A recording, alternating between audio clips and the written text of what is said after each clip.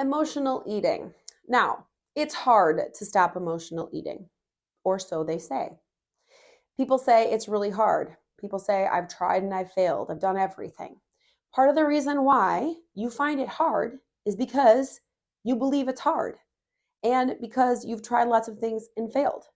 So, what's happening here is your belief is determining your reality. If you decide something is hard, guess what? It's going to be very hard. If you decide something is going to be easy, it's going to be easy.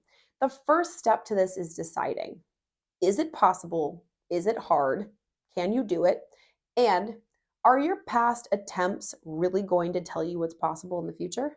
Aren't you glad when you were learning to ride a bike that your parents didn't say after a couple of falls, bike riding isn't meant for you. It's meant for other people, but not for you. It's really, really hard. So I guess you're just going to have to be a walker for forever. Aren't you glad that nobody told you that? That there was proof all around you that riding a bike was possible, even though you've never done it before. And eventually you were going to figure out all of the little pieces to put together to ride a bike. It's the same thing with emotional eating. There are people all around you who have conquered this. There are people all over the world who've lost excess weight and live a fit, free, happy life. I am one of them. That's why I'm talking to you. So, the reason why you believe it's hard is because you believe it's hard. So, I want you to open your mind immediately and say, I'm willing to accept the idea that this is going to be easy. Period. I also want you to think about the fact that you have failed in the past and other people have failed in the past, which makes it seem impossible. But I want you to tell yourself, my past has no prediction on the future. Anything is impossible if we believe that if we've failed once, it's going to be a failure again. But this is something that you can do, period. Your past is not a predictor of your future, period.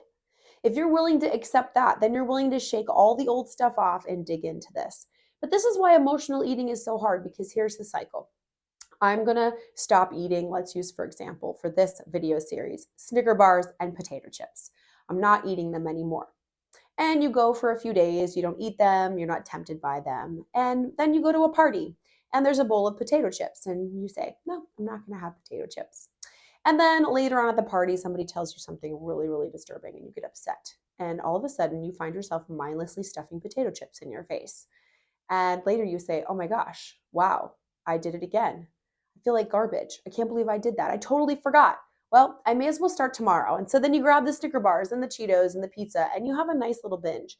And then you decide to start tomorrow. But between tonight and tomorrow, you feel like garbage. You feel like a failure. Your emotions are elevated in sadness and shame and frustration, which may lead you to go home and eat some more, which may lead you to wake up in the morning feeling bloated and fat in your body, and then to say, I'll start on Monday, and then eat some more. This is the cycle of emotional eating. And this is why we have to interrupt it, have to do something differently. Luckily for you, it's possible, but you have to be willing to accept these statements. Stopping emotional eating is easy.